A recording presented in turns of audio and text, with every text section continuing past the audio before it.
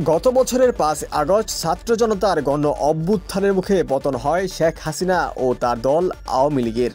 এরপর থেকেই আত্মগোপনে রয়েছেন দলটির নেতাকর্মীরা। অনেকেই ইতিমধ্যেই দেশ ছাড়লেও এতদিন দেশেই ছিলেন আওয়ামী লীগ সরকারের আমলের সাবেক রাষ্ট্রপতি আব্দুল হামিদ। অবশেষে তিনিও দেশ ছাড়লেন।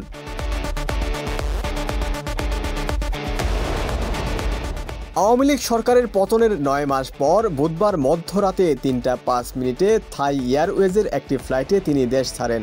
শাহজালাল আন্তর্জাতিক বিমানবন্দরের দায়িত্বশীল একটি সূত্র তার দেশ ছাড়ার বিষয়টি নিশ্চিত করেছেন।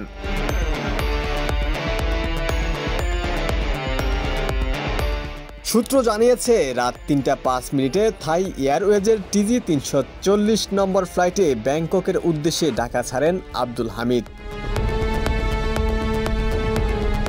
সূত্র আরও জানিয়েছে, গত রাত ১১টার দিকে শাহজালাল আন্তর্জাতিক বিমানবন্দরে যান আব্দুল হামিদ।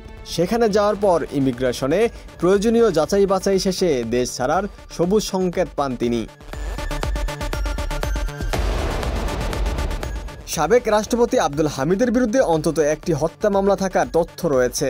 গত ১৪ জানুয়ারি কিশোরগঞ্জ সদর থানায় তার বিরুদ্ধে একটি মামলা দায়ের হয়।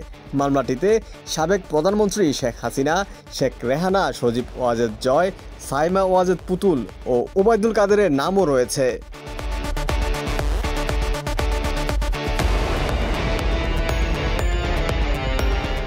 ১৪ জানুয়ারি আব্দুল হামিদের বিরুদ্ধে মামলা হওয়ার আগে কিশোরগঞ্জ জেলায় আওয়ামী লীগ নেতাদের আসামি করে প্রায় অর্ধশত মামলা হয়। তবে সেসব কোনো মামলাতেই আব্দুল হামিদকে আসামি করা হয়নি।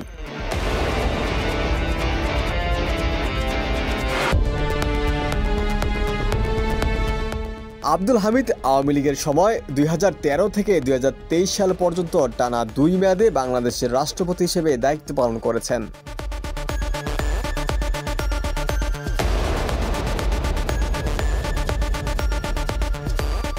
ওমর ফারুক, ঢাকা প্রকাশ।